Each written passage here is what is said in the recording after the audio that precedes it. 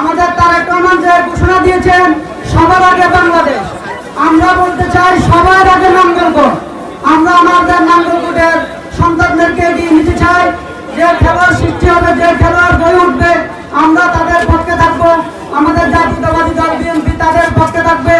বিশেষ করে আমাদের এমপি সাহেব ঘোষণা দিয়েছেন এই সমাজকে মাদকমুক্ত করতে হলে খেলাধুলার মাধ্যমে এবং বিভিন্ন ইনস্ট্রুমেন্টের মাধ্যমে আমরা ছেলেদেরকে এবং মেয়েদেরকে খেলাধুলার মাধ্যমে ব্যস্ত রাখলে তারা মাদক থেকে এবং মোবাইলের যে আসক্ত সেগুলো থেকে তারা মুক্তি পাবে।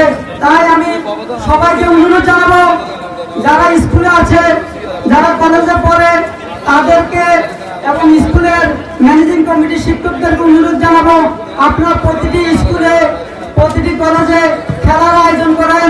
প্রতিটি আমরা